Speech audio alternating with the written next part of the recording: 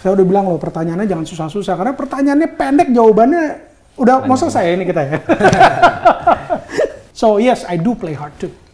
Gitu. Nggak kelihatan ya dari mukanya, kelihatannya alim ya.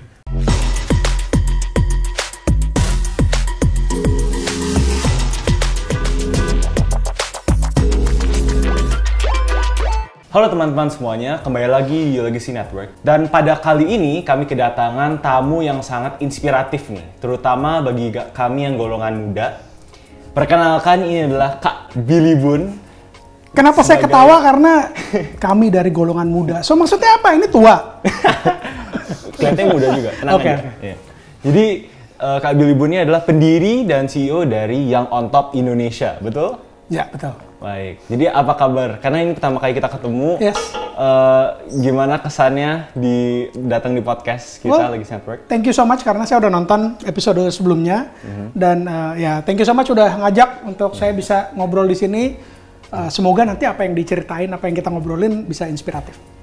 Please correct me if kayak I say anything kayak salah. Tapi Pak Billy kelihatannya seperti mengadvokasi untuk bekerja sangat keras, kayak working double time untuk dapat menjadi sukses di dalam waktu yang lebih cepat. Apakah ada, how do I phrase this? Apakah kayak ada, ada kayak sacrifice dari sisi keluarga, kesehatan, personal life, teman-teman kayak gituan. Oke, thanks. Well, it's a good question. Jadi sebenarnya apalagi untuk generasi kalian ya, ngomongin yang wah apa kita harus kerja keras segala macam ini udah nggak zaman nih gitu ya. Even let's say kalian lahir tahun berapa sih? Anyway, di early 2000s itu banyak yang bilang wah kerja keras tuh udah nggak zaman. Zamannya tuh work smart katanya gitu. Jadi kalau work smart itu ya kita nggak perlu kerja keras. But I think di pengalaman saya dari dulu ketika di korporasi maupun sekarang jadi entrepreneur, investor dan seterusnya, kerja keras nggak bisa nggak bisa dihilangin. Mau seberapa kita work smart, we still have to work hard, gitu ya. Nah, apakah ada yang di-sacrifice? Menurut saya, jujurnya iya ada, gitu ya. Kalau sekarang in my social media saya masih coba terus untuk menggunakan itu sebagai untuk sharing values dan seterusnya. Memang sekarang ini saya lebih sering bilang yang oke, gimana pun juga at the end of the day yang paling penting adalah keluarga gitu ya. But then saya bisa ngomong gitu karena sekarang saya di posisi sekarang dan umur saya seperti sekarang gitu ya. I'm not gonna reveal how old I am, but tapi apakah ada yang di-sacrifice zaman dulu dan apakah ada regret? Jawabannya enggak, gitu. Karena memang ketika kita mau capai sebuah posisi, memang ya kita harus fokus, gitu ya. Jadi kalau zaman dulu, kalau sekarang mungkin tadi Leon introduce saya sebagai founder dan CEO dari Young on Top, gitu. Tapi dulunya ketika saya lulus kuliah, balik Indonesia, saya kerja di korporasi, gitu. Saya kerja di korporasi dan apa yang membuat saya menjadi waktu itu satu-satunya karyawan yang setiap tahun dipromosikan jabatan. Di umur 26 saya menjadi GM dari perusahaan brand tersebut termuda di seluruh dunia. Umur 29 saya jadi direktur gitu. Ya itu karena memang saya fokus benar-benar kerja, bukan cuman mikirin job desk, tapi I perform beyond job description, jadi extra mile gitu. Nah apa yang di sacrifice, unfortunately waktu itu ya kerja ya jadi nggak hitung-hitungan waktu gitu. While everybody else in the office kerja masuk jam 8 pulang jam 5 tenggo bahasanya gitu. Saya seringkali ya memang harus nemenin bos saya, ketemu orang, dinner makan malam segala macam, dan itu yang in a way saya bilang sacrifice dalam segi dengan keluarga gitu. Terus kemudian kalau kadang-kadang saya ada project-project penting yang even di luar my job description, harus hari Sabtu, hari Minggu pun harus kerja gitu ya.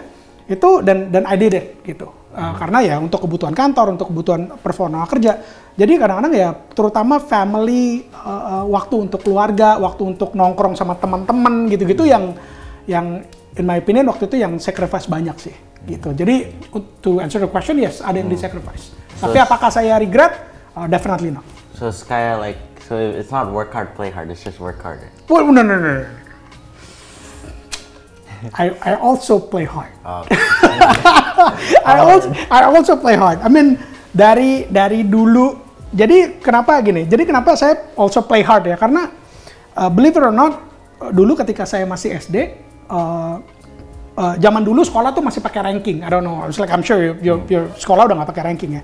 Tapi zaman dulu saya sekolah pakai ranking. Terus ketika bagi rapot nih, seringkali teman-teman yang keluar terus kemudian nangis.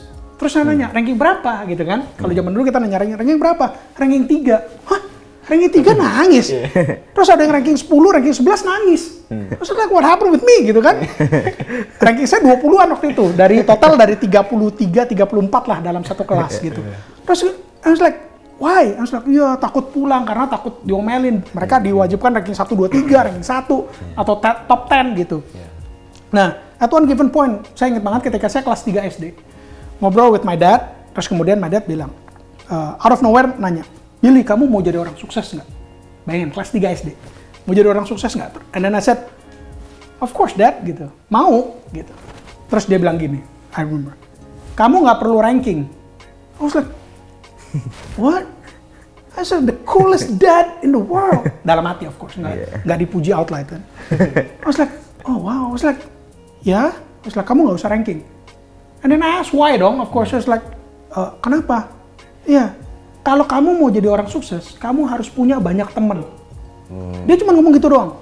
And then I was like, wow, my dad is the coolest dad in the world. Teman-teman semua disuruh ranking, and I don't have to, gitu. Ya udah, terus saya nanya lagi dong, kenapa? Terus dia bilang, iya, kalau mau sukses itu harus punya banyak teman. Now, if I fast forward dan kemudian saya telaah kenapanya adalah betul untuk orang jadi sukses itu bukan cuma kemampuan IQ doang, bukan cuma pinter doang, but then we have to build the connection. Iya, build connection. Build, kalau bahasa kerennya build network. Kita harus punya banyak teman. Artinya apa? Artinya kita harus punya attitude yang baik. Kita harus punya karakter yang baik, kita harus punya values yang baik, kita harus punya niat yang baik, dan kita harus bisa bawa diri kita. Ketemu sama si A, kita harus bisa bawa diri kita ngomongnya kayak gimana. Kita intinya gini, kalau bahasa saya, kita ngomong dengan anak petani sama ngomong dengan anak jenderal, kita ngerti cara ngomongnya, gitu. We know ourselves, kita tahu value-value yang kita pegang secara nggak bisa ditolerir, dan kemudian kita ngerti gimana cara bawa diri. So ya, jadi what was your question ya tadi ya? Anyway, kayak begitu deh. Yang penting kalau mau sukses, ya udah harus punya banyak teman. Oh, I remember. Jadi play hard juga otomatis. Karena untuk punya banyak teman dan I also yang tadi saya bilang ya, kadang-kadang harus makan malam sama nemenin bos, atau saya harus build network. Itu for me it's a fun thing. Jadi banyak yang ketika di pekerjaan kantor saya tahun pertama saya harus build network. I do it like beyond just building network, tapi building pertemanan. So what happens adalah ketika saya pindah kerja ke company kedua, ketiga, dan akhirnya jadi entrepreneur, mereka-mereka yang saya kenal di kerjaan pertama itu jadi teman sampai detik ini. So yes, I do play hard too. Gitu. Nggak kelihatan ya dari mukanya, kelihatannya alim. I wish. And how about personal branding? Kayaknya Kak Billy ini personal brandingnya sangat, you're like a professional in personal branding. What do you think about it, and you know, Yeah. how do you advise like other, you know, people to be good at it? Jadi gini, tau nggak kenapanya? Karena dari kecil saya tahu my passion itu adalah branding atau brand management. Ya, memang waktu zaman dulu belum ada kata-kata itu atau bahkan waktu itu saya belum tahu lah gitu. Cuman yang namanya passion itu adalah for some reason saya nggak ngerti kenapa saya jatuh cinta, tapi dari kecil tuh kalau saya kadang-kadang ngeliat billboard gitu ya di jalanan, lihat oh brand ini keren ya gitu, oh ini keren ya gitu. Saya dulu sampai sekarang masih fanatik banget sama Nike, I'm gonna say the brand gitu ya. Karena zaman dulu tiap kali naik kelas tuh dapat sepatu baru dan sepatu Nike. Jadi saya senang banget, oh ini Nike gitu ya. Oh kayaknya kalau saya pakai kok jadi keren. Padahal kan cuma alas sepatu biasa gitu.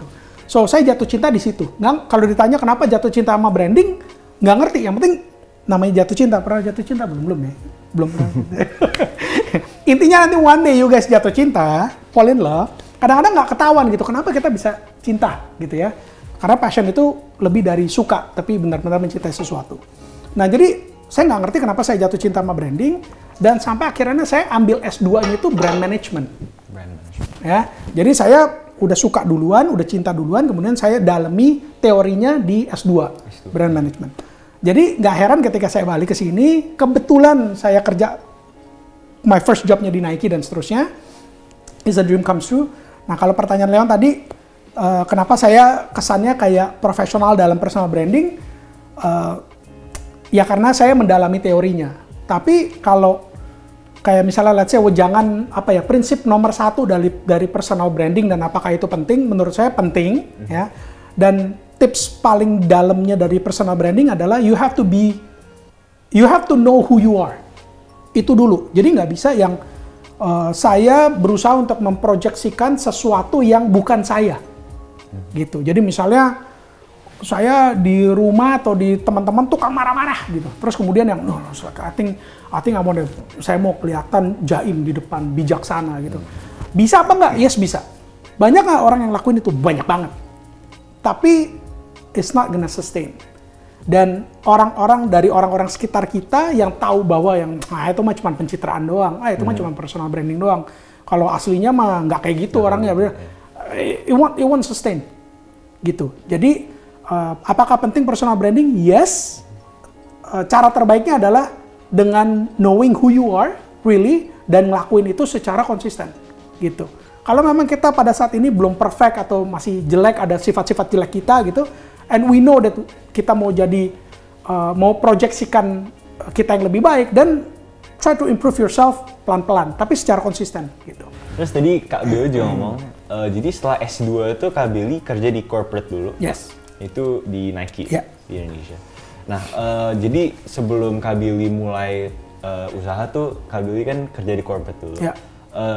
Menurut Kak Billy itu penting nggak untuk orang lain kalau mau jadi pengusaha, itu belajar experience di corporate dulu for a couple years, and then baru buat usaha sendiri?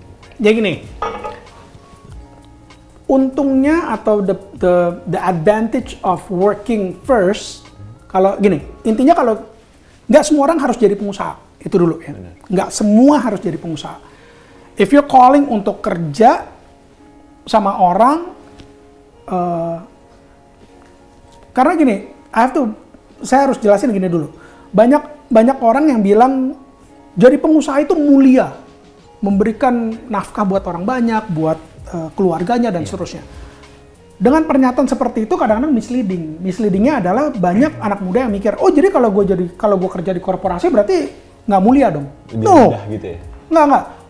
Jadi banyak orang yang mencari mulia gitu, mencari apa sih kebermanfaatan. Jadi kalau gue kerja buat di perusahaan kayaknya, gue nggak berbuat baik. That's wrong. Seseorang yang kerja di perusahaan dan kemudian dia setiap hari dia menjalankan kerjanya dengan sungguh-sungguh, dengan niat baik, nggak korupsi, dia nge-build tim dengan baik, dia mentorin orang, kemudian dia dipromosikan jabatan, and do the, building the team, bikin perusahaannya bisa mencapai sales yang baik, dan seterusnya, perusahaannya menjadi bermanfaat buat banyak orang, tim yang di dalamnya mendapat bonus, dan seterusnya, itu mulia nggak? Mulia. Seorang CEO yang kerja, posisinya sebagai karyawan kerja, memimpin perusahaannya dengan baik, perusahaannya bisa bermanfaat ke lebih banyak orang lagi, mulia nggak CEO-nya? Mulia. Gitu. Jadi anak muda zaman now jangan sampai cuman motong kalimat atau frase yang kalau mau jadi orang yang bermanfaat mulia itu harus jadi pengusaha. That's wrong. Ya. Nah jadi yang tadi saya bilang, apakah semua orang harus jadi pengusaha? Tidak. Nah nyambung ke pertanyaan kamu yang kalau kita udah tahu mau jadi pengusaha, apakah harus kerja dulu atau langsung jebret jadi pengusaha? Kalau kita kerja dulu, kerja di company yang tepat, dalam arti company yang bisa bikin kita belajar tentang sistemnya terutama. Ya, karena kalau kita berada di company yang korporasi yang sistemnya udah bagus, belajarnya banyak banget. That's including myself ketika di company 1, 2, dan 3. Itu belajarin sistem banyak banget. Itu yang pertama, sistem. Yang kedua, kalau kita kerja punya atasan, baik langsung maupun tidak langsung, yang pantas untuk kita jadikan mentor, itu personal growth kita gila-gilaan tuh. Career growth kita akan gila-gilaan.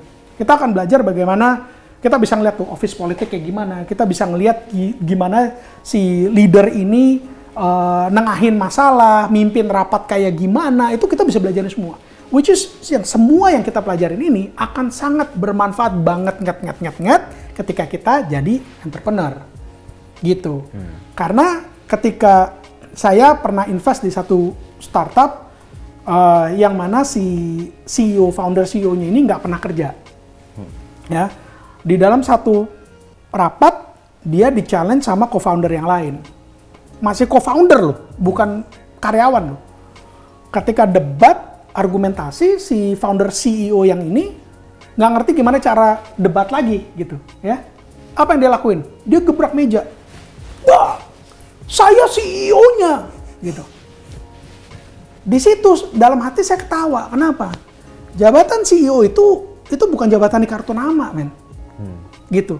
Dan if you are respected by your team, ya, bisa debat, bisa tukar pikiran, dan kalau ide yang kita sampaikan sebagai CEO kita nggak paling tepat, kita harus bisa nerima, gitu. Nah, ini orang yang gebrak meja, dia udah nggak tahu gimana caranya dia bisa argumentasi sama co-founder yang lain, jadi dia pakai struktural enforcement. Gua nih CEO-nya gitu. Padahal kan everybody in the room waktu itu bertujuh paling gitu. Ada saya angel investornya, kita semua juga tahu lo CEO gitu, ngapain lo harus gebrak meja bilang sama CEO gitu. It shows the lack of leadership dari orang ini. Nah, kenapa? Karena orangnya nggak pernah kerja. Gitu. Nah, jadi kalau pertanyaan kamu, perlu apa enggak? Saya nggak bilang perlu. Cuman saya bilang, those experiences yang kita bisa dapetin dari a good boss, dari bos kita, dari sistem di situ, dari rekan kerja, itu akan sangat bermanfaat ketika kita jadi entrepreneur. Ketika jadi entrepreneur, ketika jadi bos punya perusahaan, kita harus tahu bagaimana treat our employees loh. If you haven't, kalau kamu nggak pernah jadi employees, how do you know gimana caranya men-treat mereka dengan baik? Gitu. Yes, bisa baca buku, yes, bisa segala macam. Tapi saya sekarang ini ke my employees atau ke portfolio investment employees, saya ngerti bagaimana ngomong sama mereka. Gimana sih ngobrol, gimana sih ngomong yang nggak nyakitin hati mereka. Gimana sih ketika saya mau bilang mereka salah, saya nggak bilang you're wrong, enggak. I'm gonna say like, oh ide yang kamu sampaikan bagus. Kenapa kamu bisa pemikiran seperti itu? Kenapa bisa nyampein ide seperti itu? Dia sampaikan idenya, kemudian saya bilang oke, gini, tapi what do you think kalau begini? Gitu. Jadi terjadi diskusi gitu. Kenapa? Karena saya juga dulu pernah ngerasain ketika ngasih ide, kemudian bos saya yang bilang salah. Do this way, sebel men gitu, sebel banget gitu. Nah those experiences yang bikin saya jadi ngerti gimana caranya sekarang menjadi good boss gitu, punya perusahaan sendiri. Tapi kalau saran saya, tunggu dulu. Tapi kalau saran saya, kalau kamu udah tahu mau jadi entrepreneur, sikat jadi entrepreneur langsung. Langsung. Nah, bingung nggak? Jadi saya udah ngomong panjang lebar nih tadi 10 menit untuk pentingnya ada di korporasi, right? Tapi if you already know, saya udah saya udah tahu passion saya apa, which is saya ngelihat banyak masalah di lingkungan saya atau di Indonesia yang saya mau perbaiki, ya. Dan kamu udah tahu itu, kamu udah tahu sesuai dengan passion kamu dan kamu tahu purpose-nya, jangan ditunda. Sikat jadi entrepreneur langsung. The faster the better. Iya, karena again, kalau kita udah dikasih tahu purpose-nya sama big boss kita nih, sama Tuhan di atas, jangan ditunda. Gitu. So if you already know why you are here on earth, kenapa kita dilahirkan di dunia ini, setiap orang punya misinya masing-masing. Which is yang nentuin misinya itu bukan diri kita, tapi big boss, kalau saya bilangnya big boss kita di atas. Kamu di sini untuk apa? Misalnya, totonya mungkin kamu belum tahu, tapi Tuhan bilang yang, Leon, kamu dilahirkan di dunia ini untuk menyelesaikan masalah pendidikan di Indonesia. Kamu mungkin, Jeremy, untuk menyelesaikan masalah kesehatan di Indonesia. Once you are given that mission, those missions, kamu tuh nggak bisa cuek, nggak bisa kabur lagi, gitu. Nah, apalagi menunda. Oh, Tuhan, thank you udah ngasih tahu purpose saya. Sekarang saya mau kerja dulu, mau ngumpulin duit dulu, buat nanti pacaran, nikah dan seterusnya. Nggak bisa. So, again, kalau udah tahu dan yakin bakal mau jadi entrepreneur, saran saya sikat. Kalaupun gagal, masih muda, gitu. Iya. Masih muda gitu. Nah, tapi bukan berarti ketika jadi entrepreneur nggak punya background apa-apa, kemudian nggak mau belajar, itu yang salah gitu. Sekarang udah zamannya banyak kan, kalian sendiri sekarang lagi bikin YouTube, lagi bikin podcast. Iya. Berapa banyak yang kita bisa pelajarin, bukan cuma dari pengusaha atau orang-orang hebat di Indonesia doang gitu, tapi di dunia kan, bisa nonton podcastnya, bisa segala macam. Di situ kalian tinggal cari aja, saya mau belajar bagaimana jadi leader yang baik, bagaimana memimpin rapat yang baik, misalnya contoh gitu. Sehingga kalian nggak perlu gebrak meja, I'm the CEO. Gitu. Jadi, apakah sebaiknya, it goes back to yourself. Kalau kamu ngerasa kamu masih kurang banget dari manajemennya, dari leadershipnya, nggak ngerti sama sekali, mulai dari mana, ya udah kerja dulu lah. Gitu. Learn as much as possible. Tapi kalau kamu udah kayaknya, no, I think I wanna do it, dan along the way saya mau sambil belajar dan do it gitu. Gagal, so what, masih muda, try again gitu. Saya udah bilang loh, pertanyaannya jangan susah-susah, karena pertanyaannya pendek, jawabannya udah mau selesai ini kita ya. Oke, lanjut. So, Pak Billy telah mencapai kesuksesan di dalam usia muda banget ya. So, tapi it seems that we have to define kayak our own success. So how would Pak Billy define it? How do you define your success? Oke, saya percaya setiap orang itu berkembang dari waktu ke waktu. Jadi kalau ditanya again, ketika saya kecil itu kan dulu, kalau zaman dulu nggak tahu sampai sekarang ya, mungkin kita sering ditanya sama om kita, tante kita gitu, kalau lagi kumpul keluarga gitu, kalau gede mau jadi apa gitu ya. I don't know whether you guys still being asked that. Kalau gede mau jadi apa gitu. Kalau zaman dulu nggak ada yang bilang YouTuber, karena YouTube belum ada. Ya. Jadi semua pada bilangnya mau jadi presiden lah, mau jadi polisi lah, mau jadi tentara lah, mau jadi dokter, insinyur gitu-gitulah.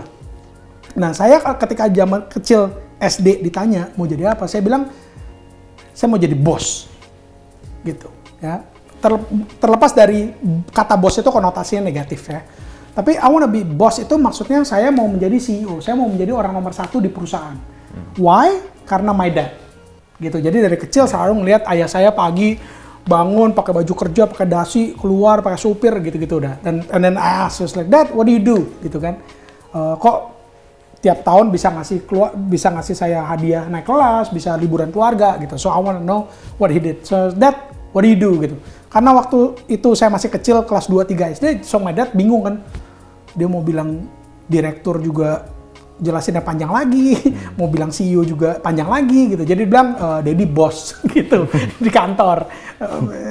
Pendek kayak gitu. So kalau ditanya orang mau jadi apa, saya bilang mau jadi bos. So my definition of success dari saat itu sampai dengan kuliah dan seterusnya adalah mau jadi orang nomor 1 di sebuah perusahaan gitu. Which karena hal tersebutlah saya jadi lulus S1-nya 2 tahun 8 bulan, lulus S2-nya cuman setahun 12 bulan, not even 1 year di Amerika. Balik ke sini, saya kerja yang tadi saya bilang, I love my job, I love kebetulan kerja di perusahaan yang saya suka, beyond job description, segala macam. Yang bikin saya akhirnya di umur 26, saya menjadi GM termuda di dunia untuk brand Oakley waktu itu. Gitu. So, I became a number 1 person di Indonesia untuk brand tersebut. So, my dream came true saat itu. Jadi kalau Jeremy nanyanya saya waktu dulu, my definition of success adalah karir, gitu. Nah, kalau sekarang, fast forward dari semenjak itu sampai dengan detik ini, my definition of success lebih simple, lebih universal tapi, gitu. Tapi ini berdasarkan the purpose of my life, yaitu untuk lebih banyak berbagi. So, sukses dalam konteks sekarang ini adalah apabila saya sanggup untuk berbagi ke lebih banyak orang lagi, gitu. So makanya sejak detik pertama saya duduk di sini and you started this podcast, kata-kata pertama saya adalah thank you for inviting me gitu. Karena di kesempatan ini saya ngerasa bahwa saya diberikan kesempatan untuk bisa berbagi sesuai dengan purpose hidup saya. So thank you. Thank you. Yeah. Thank you. And then on to the next question. How do you manage your pride and ego with your early success? Yeah. Wow, very good question. Pernah dengar pasti di atas langit ada langit, right? There's always somebody yang better, more handsome, more beautiful, whatever lah, lebih kaya dari kita, gitu. So having that thought, realizing that facts, dan buat saya yang terus ngapain kita sombong, ngapain kita ngerasa belagu, gitu. Oh, you are the CEO of the biggest company di Indonesia, terus belagu, man. Kalau lu belagu, artinya lu nggak punya teman-teman atau nggak kenal orang-orang atau menjadi katak di dalam tempurung doang, gitu. Menjadi CEO dari perusahaan terbesar di Indonesia dibanding nama perusahaan di Cina mah nggak ada apa-apanya kali, gitu. Terus siapa kita sombong gitu? Why don't we go there, ke China, ke Amerika, ke Eropa, even though kamu udah jadi CEO perusahaan terbesar di Indonesia, untuk belajar dari mereka lagi gitu. So ini mungkin the juice atau apa ya, benefit dari punya teman banyak.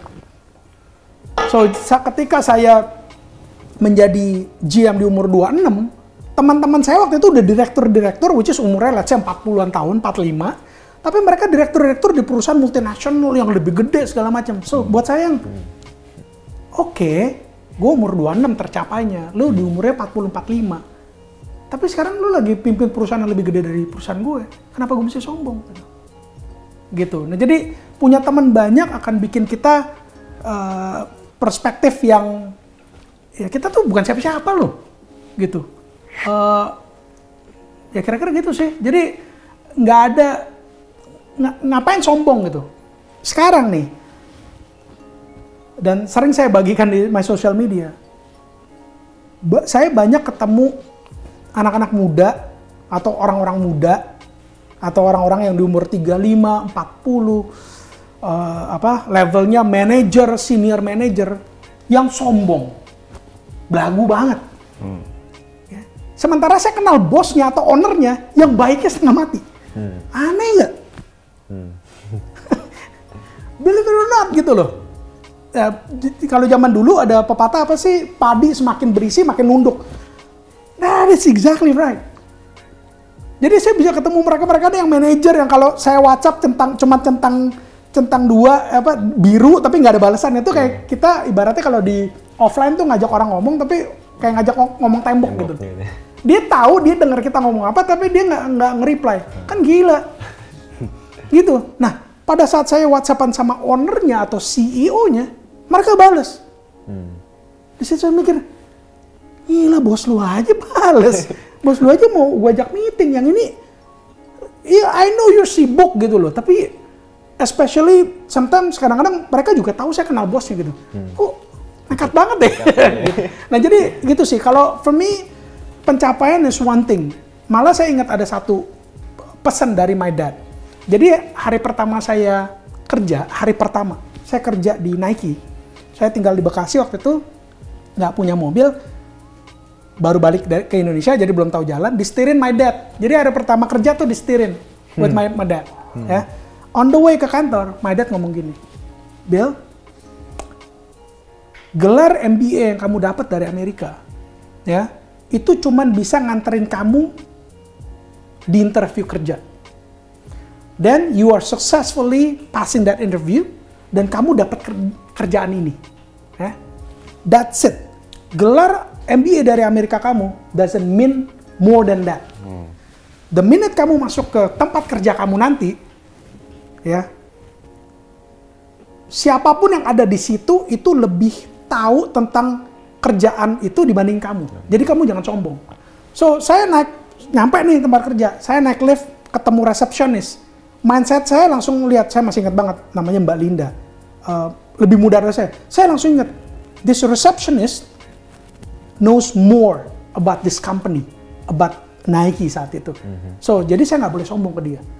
Even seorang Mbak Ati waktu itu, my office girl ya, yang udah 9 tahun waktu itu di situ, saya tahu bahwa saya bisa belajar sesuatu dari Mbak Ati. Kenapa? She probably knows all the politics yang going on di dalam company itu. Semua employees kalau curhat pasti ke dia. So I understand bahwa oke, saya nggak boleh semena-mena ke dia karena dia lebih ngerti. Dia lebih ngerti karakter orang-orang di kantor. So I have to dekat sama dia kalau mau dapat bocoran gitu. So that position itu yang ya itu apa wejangan dari my dad itu yang bilang bahwa that's it. Lulusan Amerika, MBA, balik ke sini, jangan belagu. Gitu. Nah, jadi itu stick in my head dan ya udah build my character lah, kira-kira gitu. Terus kalau sekarang kan AI itu development-nya udah gila-gilaan kan. Iya. Menurut nggak tahu jawabannya. Nah, kenapa nggak lanjut aja? Menurut Kak Billy, ada nggak skill yang penting lah untuk kita untuk kedepannya gitu, yang mungkin perlu? Yang nggak bisa digantikan sama AI tau nggak apa? EQ. Gitu. Jadi saya belum pernah sampai detik ini ngeliat anybody bilang AI itu akan gantiin posisi CEO. Belum denger saya. Selalu AI ngomongin machine learning untuk apa? Untuk segala macam lah. Kita tahu ChatGPT sekarang bikin artikel, apalagi smart contract dengan gunain blockchain technology, machine learning untuk ina itu.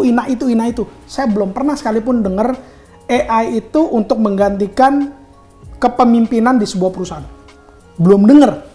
I may be wrong, tapi I haven't heard that.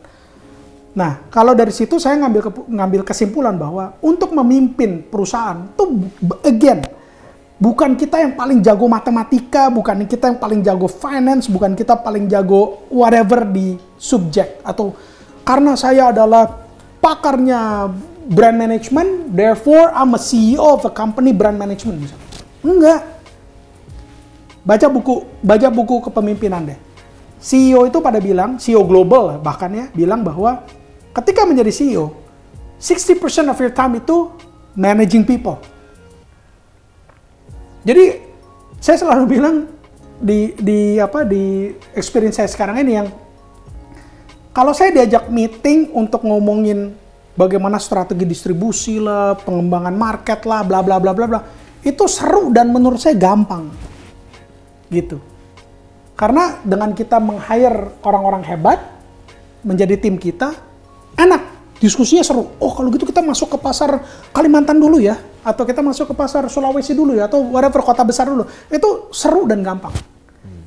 Kerjaan CEO yang paling sulit adalah managing people. Kamu direktur marketing, kamu direktur finance, saya CEO-nya.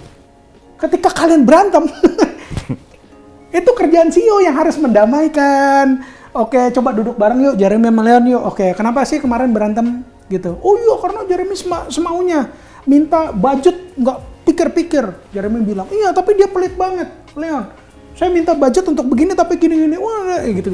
Nah, managing terus itu baru dari substance kerjaan, belum dari karakternya. Kamu dari keluarga yang kurang mampu misalnya contoh. Kamu dari keluarga yang sangat mampu. Itu aja udah pola pikir udah beda. Dimasukin ke dalam satu perusahaan, harus kerja bareng.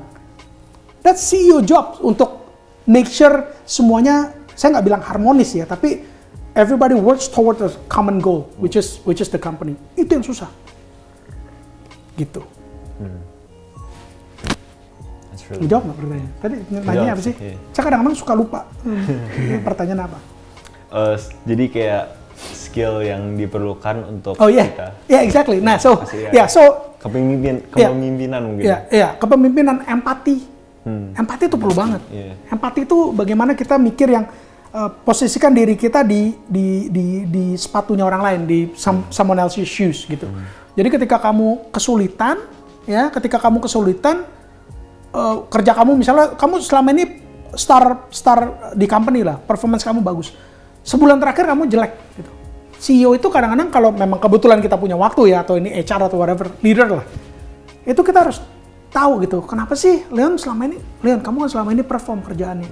Kenapa sekarang kamu seminggu terakhir I notice, I don't think that AI, machine learning, whatever itu bisa solving your problem. Tapi kalau saya ngomong sama kamu, saya sebagai CEO, jarang deh ketemu kamu. Saya luangin waktu buat kamu, saya nanya kamu, kenapa Leon, ada yang bisa bantu nggak? Oh iya Mas Billy gini. Kadang-kadang mungkin saya nggak bisa bantuin masalah kamu di rumah, keluarga. But then, kepedulian saya, empati saya ngajak ngobrol kamu, mungkin kasih masukan, terlepas ngasih masukan atau tidak, kamu akan appreciate that. Dan kamu yang, oh gila ternyata gue punya CEO yang peduli sama gue. Ternyata gue punya CEO yang begini. Dan oke, kalau gitu gue, ya tadi hasil diskusi kayaknya gue harus benerin ini. Dan ya udah, kamu bisa perform lagi. I don't think AI can solve that problem.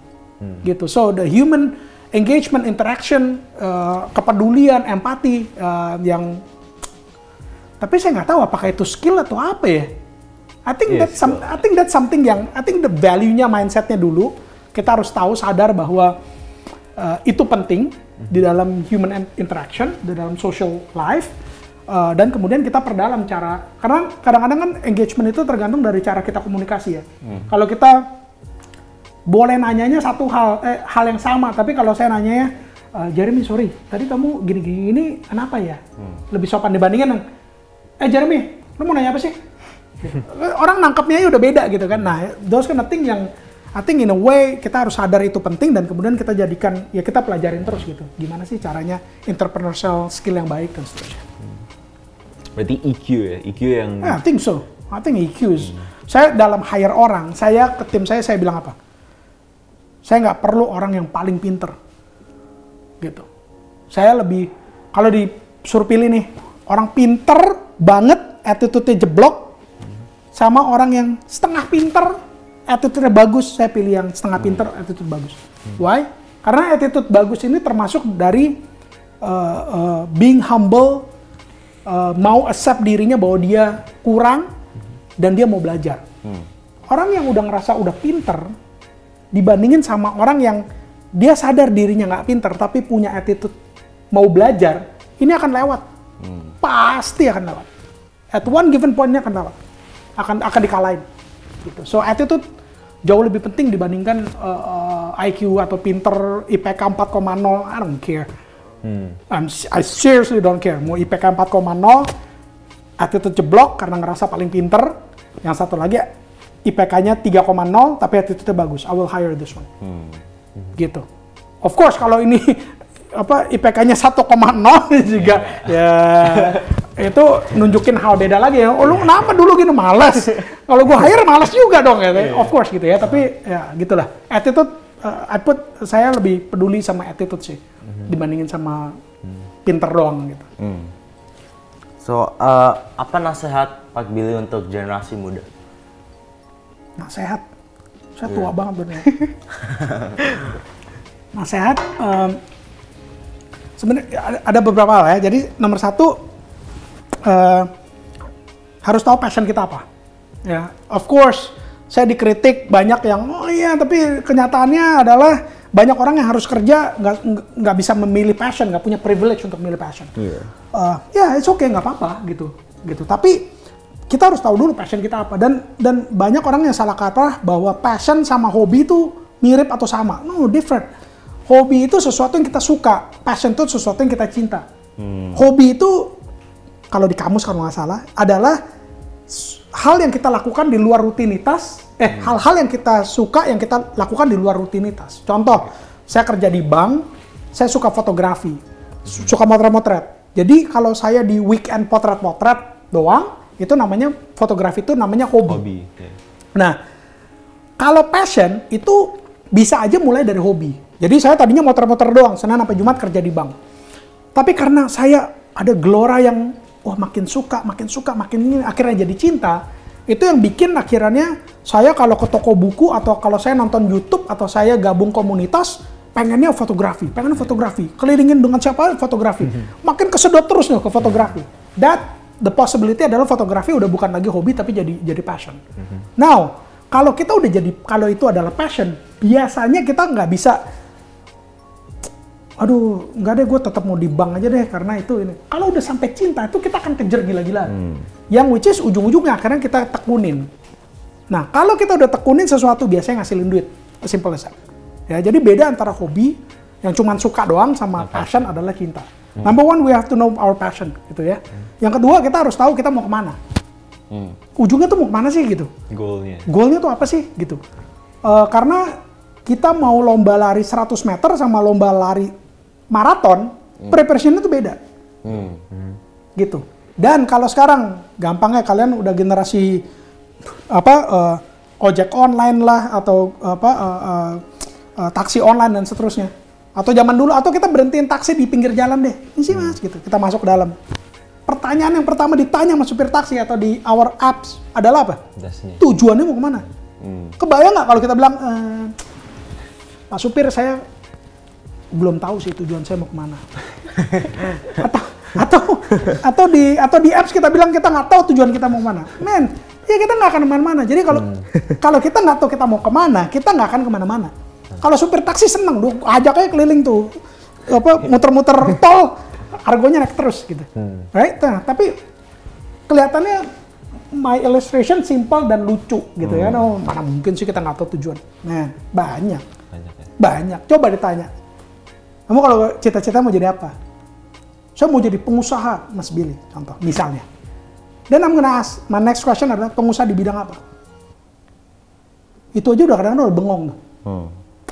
Saya mau di media misalnya, perusahaan, saya mau usaha di bidang media. Medianya gimana? Media yang kayak gimana? Semakin ditanya makin nggak tahu. Nah sekarang sama kayak tadi deh, ilustrasi naik taksi. Ya, dari sini nih kita dari lokasi ini, panggil taksi, kemudian ditanya, Jeremy kamu mau kemana? Jawaban kamu gini, saya mau ke mall pak. Mau ke mall tuh sama dengan mau jadi pengusaha tadi. Dan mall ada berapa banyak? Mall apa? Iya. If you want, kalau kamu mau ke Pondok Indah dan kita tahu nih, belok kanan, belok kiri, belok terus 2 km segala macam nyampe.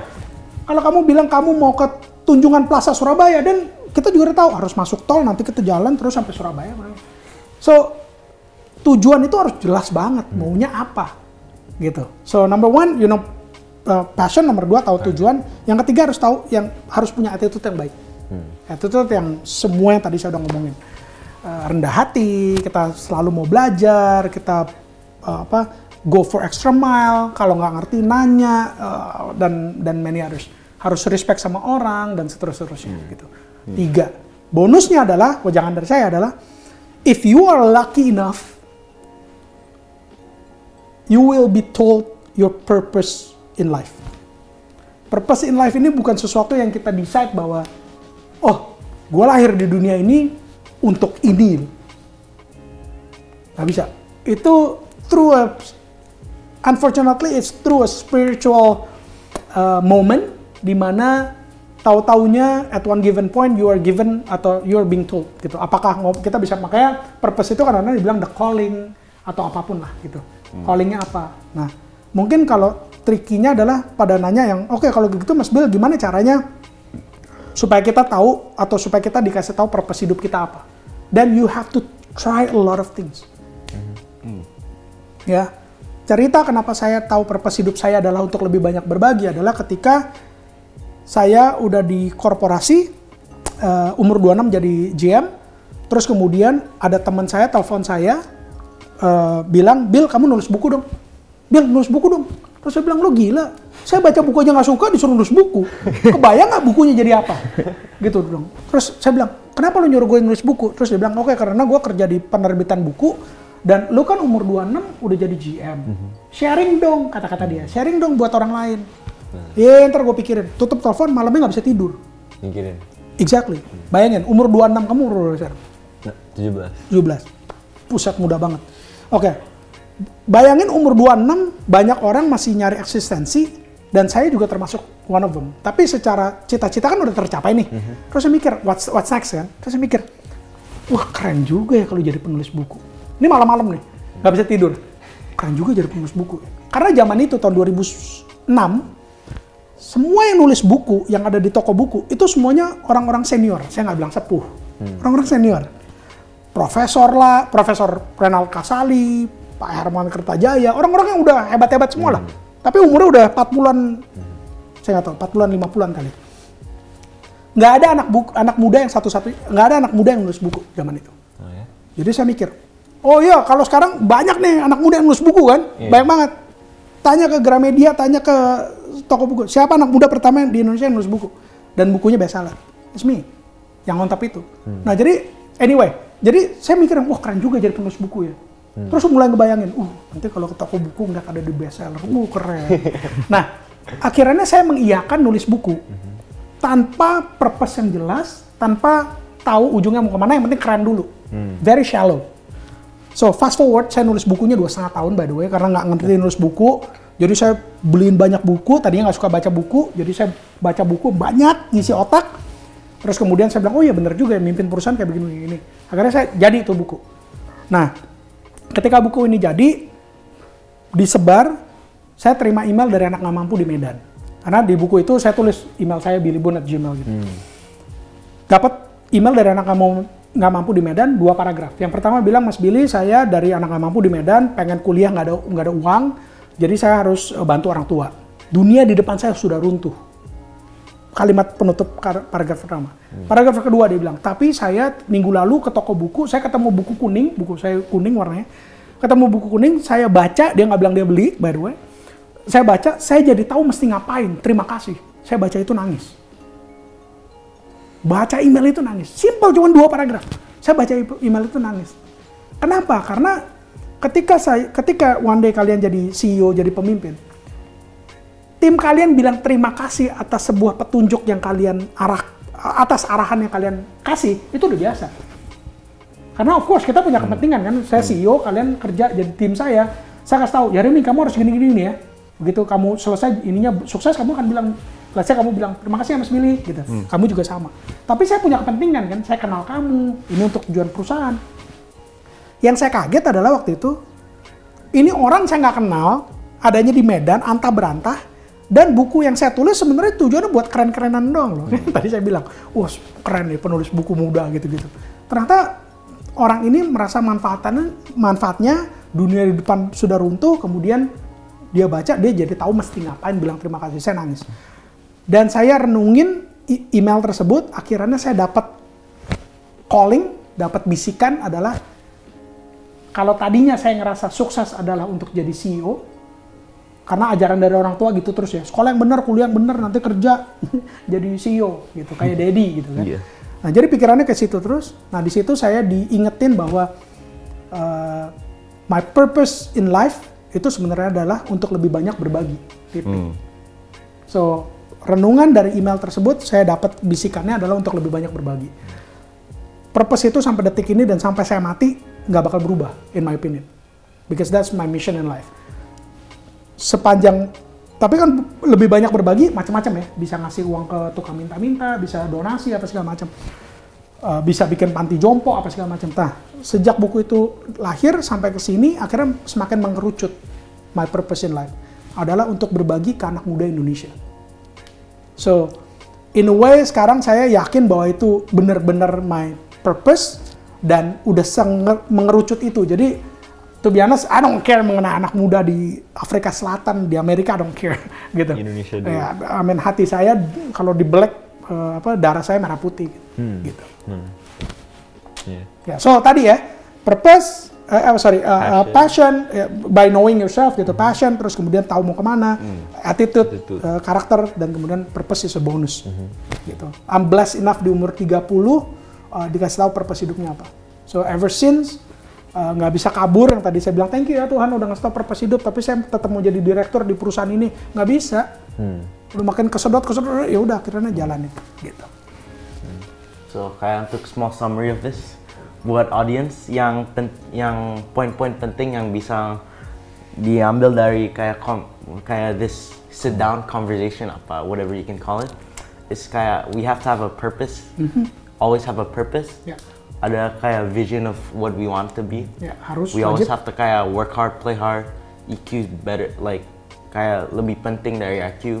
Yeah. Connections seperti kayak gituan ya. Yes. Yeah. Play hard important ya. Jadi jangan ya, karena kalau kita cuma kerja doang segala macam, akhirnya lama-lama burnout juga gitu.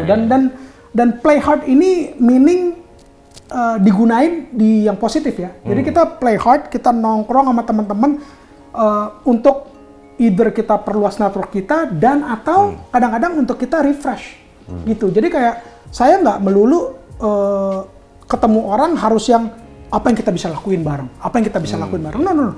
Sometimes saya dulu kecilnya di Kelapa Gading. Saya kadang-kadang janjian sama teman-teman saya yang dari TK SD ke Kelapa Gading, nggak ngomongin kerjaan sama sekali. Kita nostalgia, kita ketawa-ketawa, and that important for me. Di hari Minggu, totalnya pagi-pagi kita ngebakmi, kita ketawa-ketawa, ngecengin teman-teman kita yang zaman dulu gitu-gitu. Tapi pulang dari sana, I'm fresh. Gitu. Hari Senin ke depannya, then you know, I'm Kayak like charger, recharge. Yeah, recharge. Kita ke recharge gitu. Jadi yang seneng banget segala macam, dan ya udah lepas, ketawa, terbahak-bahak, nggak ada jaim-jaimannya gitu. Gitu. Apakah I gain something dari pertemuan itu? Mungkin enggak. Mungkin nggak new knowledge, nggak new business apa segala macam. But then I'm happy. Gitu. Happy ini it matters buat seminggu ke depan atau sebulan ke depan gitu. And my team at the office bisa ngerasain. The minute hari Senin saya masuk, bisa hi everyone, morning gitu. Mereka kadang-kadang yang happy amat Pak gitu. And it's like they didn't know that over the weekend saya habis ngebakmi ngobrol-ngobrol gitu. So yes, play hard important supaya kita nggak burn out. Oke. Yeah. Thank you so much for coming to this. Thank you so much. Thank you so much. Good luck. Thank you so much. Yeah. Good luck. Thank you everyone who watched our Podcast. Semoga bermanfaat ya. Yeah. With our special guest, Pak Billy Bun.